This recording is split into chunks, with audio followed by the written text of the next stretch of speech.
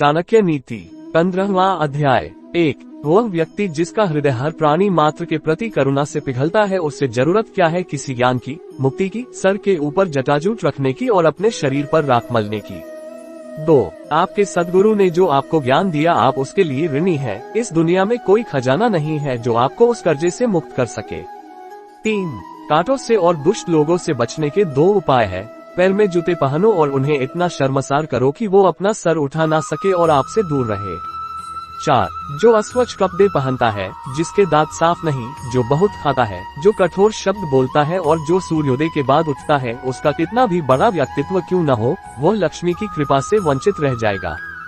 5। जब व्यक्ति दौलत खोता है तो उसके मित्र, पत्नी, नौकर, संबंधी उसे छोड़कर चले जाते हैं और जब वह दौलत वापस हासिल करता है तो ये सब लौट आते हैं। इसलिए दौलत ही सबसे अच्छा रिश्तेदार है। 6। पाप से कमाया हुआ पैसा 10 साल रह सकता है, 11वें साल में वह लुप्त हो जाता है, उसकी मुद्दल के साथ। 7। एक महान आदमी जब कोई गलत काम करता है तो उसे कोई कुछ नहीं कहता। एक नीच आदमी जब कोई अच्छा काम भी करता है तो उसका धिक्कार होता है। देखिए, अमृत पीना तो अच्छा है लेकिन राहु की मौत अमृत पीने से ही हुई। विष पीना नुकसानदायी है लेकिन भगवान शंकर ने जब विष प्राशन किया तो विष उनके गले का अलंकार हो गया। 8। एक सच्चा भोजन वह है जो ब्राह्मण को देने के बाद शेष है। प्रेम वह सत्य है जो दूसरों को दिया जाता है। खुद से जो प्रेम होता है वह नहीं, वही बुद्धिमत्ता है जो पाप करने से रोकती है। वही दान है जो बिना दिखावे के किया जाता है।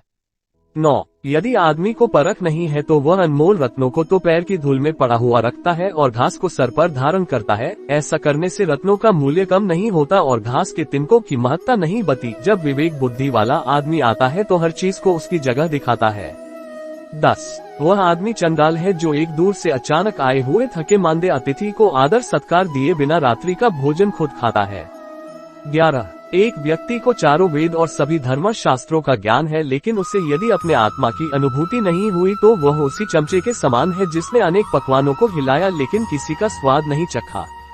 12। वह लोग धन्य है, ऊंचे उठे हुए हैं जिन्होंने संसार समुद्र को पार करते हुए एक सच्चे ब्राह्मण की शरण ली। उनकी शरणागति ने नौक का काम किया। वे ऐसे मुसाफिरों की तरह नहीं है जो ऐसे सामान्य जहाज पर सवार है जिसके डूबने का खतरा है। 13।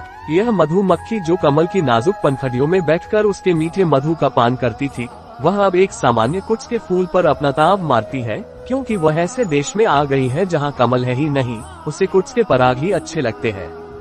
14। लक्ष्मी ने विष्णु भगवान से कहा, हे स्वामी, मैं ब्राह्मणों के घर में इसलिए नहीं रहती क्योंकि अगस्त्य ऋषि ने गुस्से में समुद्र को, जो मेरे पिता है, पी लिया और भृगु मुनि ने आपकी छाती पर लात मारी। ब्राह्मणों को पने में बहुत आनंद आता है और वे मेरी जो स्पर्धक है उस सरस्वती की हरदम कृपा चाहते हैं और वे रोज कमल के फूल को, जो मेरा निवास है, जलाशय से निकलते हैं और भगवान शिव की पूजा करते हैं।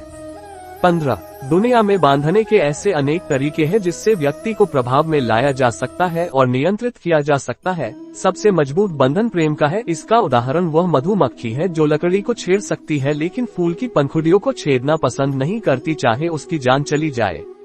16। चंदन कट जाने पर भी अपनी महक नहीं छोड़ते, हाथी बूढ़ा होने पर भी अपनी लीला नहीं छोड़ता, गन्ना निचोड़े जाने पर भी अपनी मिठास नहीं छोड़ता। उसी प्रकार ऊंचे कुल में पैदा हुआ व्यक्ति अपने उन्नत गुणों को नहीं छोड़ता, भले ही उसे कितनी भी गरीबी में क्यों ना बसर करना पड़े।